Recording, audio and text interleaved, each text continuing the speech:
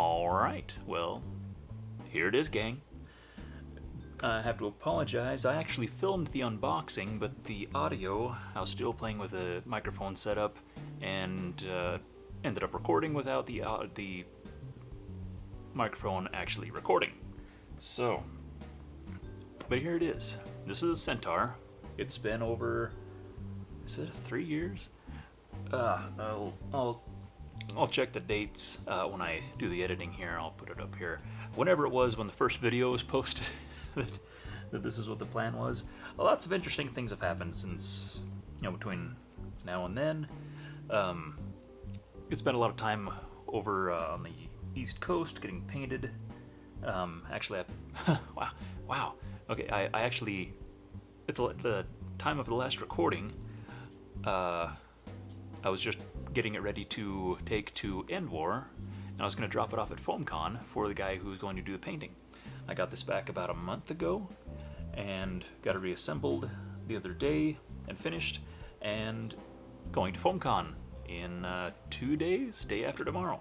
So, for those of you who were there last year, you saw it right before paint, and if you're going to be here again this year, you get to see it right after paint. It is fully functional. It is ready to hand off.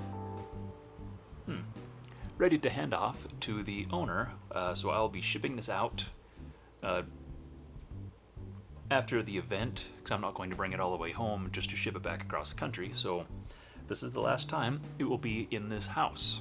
This is the last time it'll be in my hands, or at least in my control. It'll be on display at FoamCon, and then it's going to go home, to its new home, and I'm okay with that. I've spent a good many hours with it, and I think it's ready to live its own life now. The paint was laid on by Deceptor Creepers Customs, and it's kind of a mega themed. I mean, I was the red and the black and the gray and the white. It just looked good. I was accustomed to seeing it on the blaster, and so it was just kind of a natural thing. That's just how it had to be. So here we'll pull it in just a little bit into the frame. I took some shots of it, and I'll put it together kind of a montage at the end of things, just to give some better pictures and some kind of panning shots and stuff, and a lot better lighting, something that's not so clinical like this. This is just kind of an overview, and just the recording to say it's officially done. Just gonna go over things one more time. For those of you who weren't here, or I guess it's been about a year since there's been videos on this, so for newer people to the channel, this was the backbone of the channel for a while.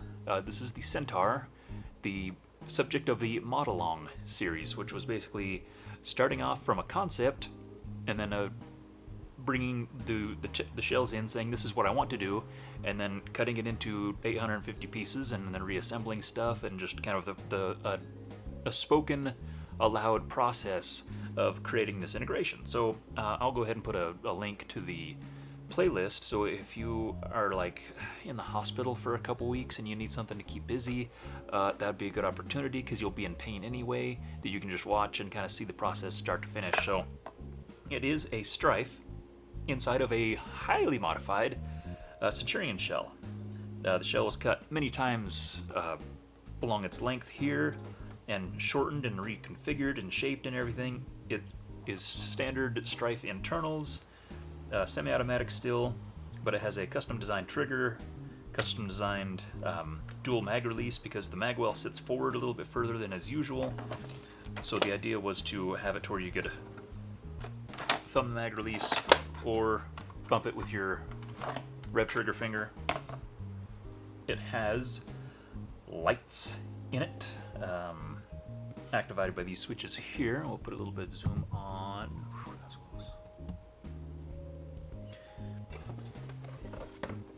These two buttons here activate a mag sensor light and an LCD voltmeter. And the gimmick with this is that these are the original priming indicators for the Centurion. When you prime it, there'd be two little green pieces that would pop up back in here. Right now they're glowing red, but when you take a magazine, you insert the magazine, you get a green LED. These are a bicolor LED, kind of a rectangular guy that fits up inside there, and it's wired to the original mag sensor switch, like the jam switch, or not jam, lock switch of the Strife, to where when you put a magazine in, instead of completing the circuit and letting you fire, it completes the lighting circuit and says you have a magazine in place. You take it out, turns red, put it back in, turns green. Green means go. Green also matches the LCD on the voltmeter and the ammo counter that's been integrated in. This is a V2 or whatever. No, it's the, what they call it. It's quite an older model. There's been 2 new models since this was put together. So this has a separate battery that's actually stored in the stock. In fact, while we're talking about it, we'll just mention that real quick. The stock features this, which has been kind of standardized on my stuff anymore. You can cut out the back panel of the Centurion stock and glue the halves together and make a door for battery access for your LiPo, and then a 9-volt fits in this little spot that's just naturally there. In the Centurion, that's just where the internal something sat. This 9-volt sits in there real nice. The 9-volt, of course, powers the ammo counter.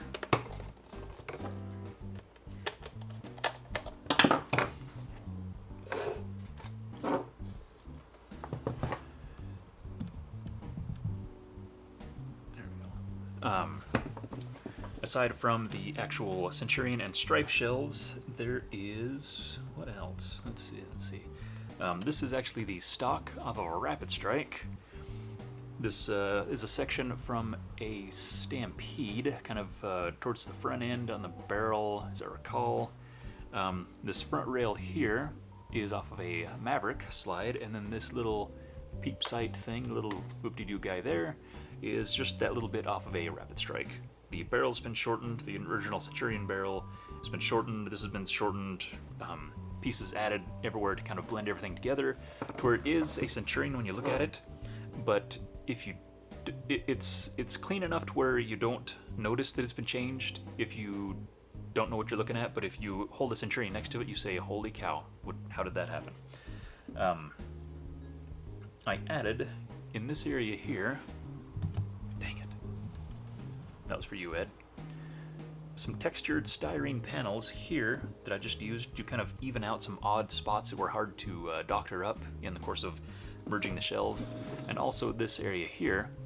And so it's a very subtle, this was originally had a slightly raised panel that I don't remember if it did anything important, but in the course of sanding that down and smoothing it out, I got some waves in there that I just couldn't get out, and so I just covered this, used this panel here, and just covered the whole thing up, and it just kind of gives a very distinct look. Just very, yeah, like I said, just very distinct. A lot of things about this blaster, just very distinct, and that's what I like. Very clean and comfortable looking, but just very unique.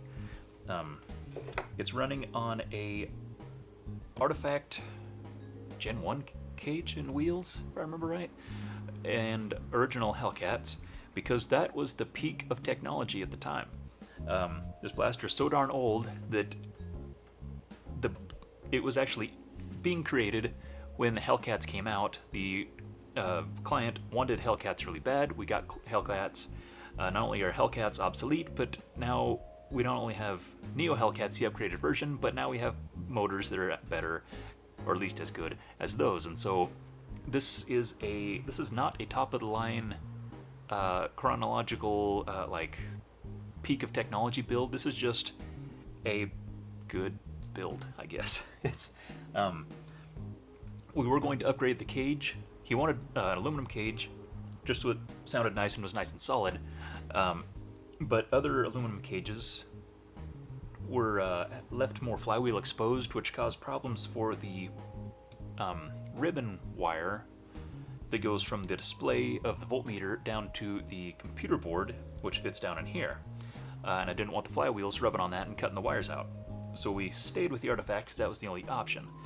So it's getting a 43.5 millimeter gap with Hellcats and the original Artifact wheels. Doesn't get spectacular performance. It could probably be better, but it's still pretty darn good. I mean, in fact, you know what? For the heck of it, let's just crank out a little bit real quick, just for the record.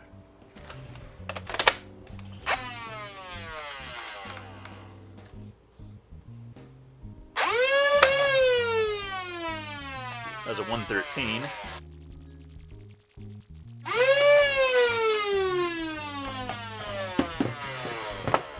Okay, I believe I saw a 135 in there, and a lot of 125s. High of 135, low of 113, average 123, you know. Like I said, not spectacular, but not bad at all. It is and/or legal, or HVZ legal anyway, which I believe was what one of the original intentions was for it, so pretty happy with that. Also, there's not a whole lot of foam built up on the flywheels, so it could get better with a little more use. But it was originally, well, the original story was I was approached, asked if I wanted to build a Strifeturion, and at the time, Centurions were hard to find for less than like $30-40. And so I said, yeah, if you're willing to pony up the scratch for it, and just hook me up with the shells, let's do this thing. And I told him I've been wanting to build one, but I want to do one slightly differently. And so instead of going the traditional manner, we did this, and we ended up with something truly unique and something that I'm actually very, very, very happy with overall. It's been a long road, a lot of stress and anxiety and frustration and things like that. But you know what? It's at the end of the day, I learned a lot. People who have watched the series have learned a lot. I've had a lot of people say, "Wow, this, I really appreciate going through the work to, bring this adventure firsthand to us." And a lot of people learned a lot of things and kind of changed their way of thinking and looking at shell integration work. And so it's been a very good experience. I've really enjoyed sharing it with you, going along with you guys. At the same time, this wasn't a sit back and say, "This is how you do this" kind of build. This was a let's see what we can do, and I'm very happy with the result. Forgot to mention this side. Got the motor covers, everything else, but I'm just it's a build that I'm very, very happy with how it came out, and I'm so dang happy to be able to pass it off to the owner and I guess move on. I mean, it really brings closure to the whole process that's been going on here, and it sounds silly. I mean, it's we're playing with toy guns here, but it's been an experience, and it's been a good one, and it's something that it was the main reason I got into doing the channel, which kind of brings things, I guess, like I said, kind of full circle. This is the whole part of doing, actually cranking out material for the channel, was to share my mental processes, I guess, as far as how integration work goes and how I do things, because it was easier than trying to make a tutorial or a series of articles. It was just better to say, well, you want to know how I do it? Come on, let's figure this out. So, like I said, it's nice to have it done, and I appreciate each and every one of you who has joined me in this journey. Those of you who have started from the beginning, those of you who joined in at the end, and those of you who may just stumble over this video and say, well, what the heck's the big deal about this? And maybe now you'll go back and watch the rest, and you'll kind of see how things progressed and how things went. But like I said, I've just been very happy with how this came overall, and like I said, there's not much else to say. I mean, I think I've covered the details overall in numerous videos leading up to this point. So, like I said, I will just kind of leave I'll leave you guys to a nice little montage of a little bit of video and some pictures and some panning shots and different angles and stuff. And let's put some nice music to it. I'll give you guys some nice music, and you can just kind of chill out for a little bit and kind of enjoy this thing before it goes away. So thanks again, one and all, and wishing blue skies and green lights to you and yours, and may all your troubles be teeny weeny ones.